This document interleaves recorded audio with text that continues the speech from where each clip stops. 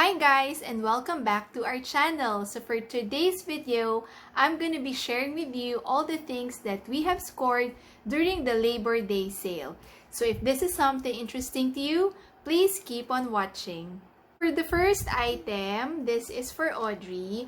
We got this Paw Patrol Candy 2 gift set. So this is how it looks like.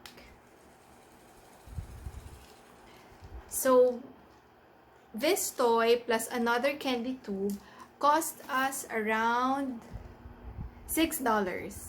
So guys, for the second item, I got Francis a short sleeve Tommy Hilfiger polo.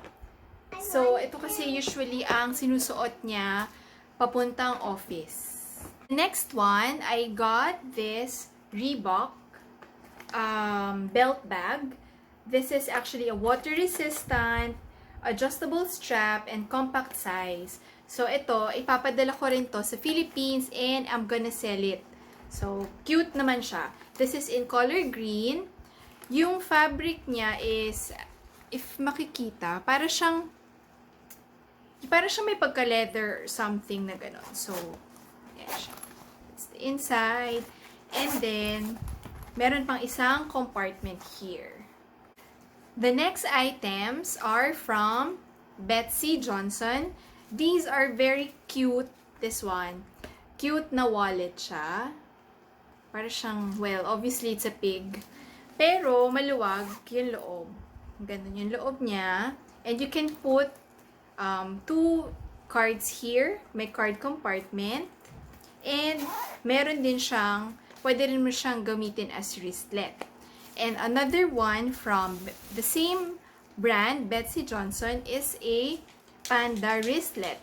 Panda unicorn wristlet. So, yan siya. That's the compartment inside.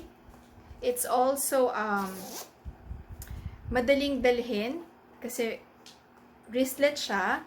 Plus, cute.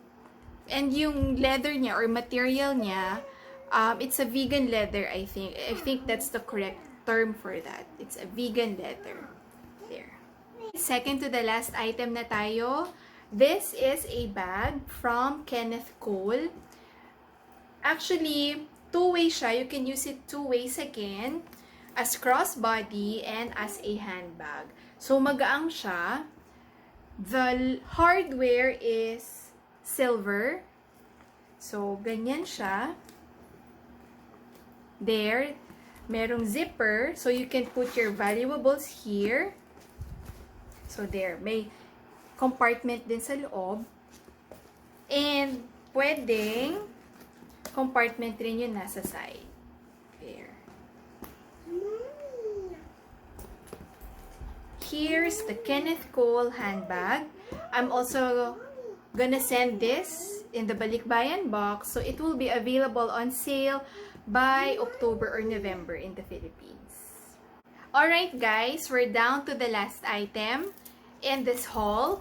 I got this DKNY belt bag at Macy's. Well, actually prior pa to the Labor Day sale when I bought this one, but it might as well share it with you guys kasi ang ganda niya. It's silver vegan leather. The strap is adjustable, definitely. And the hardware is silver.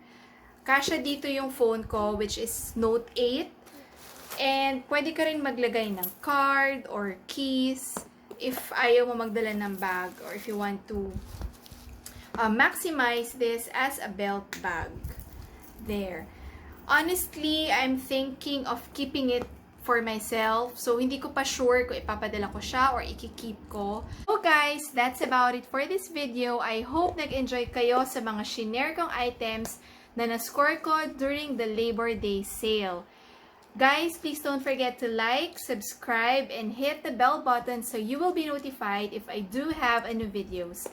Thank you guys for watching and have a great day ahead. Bye!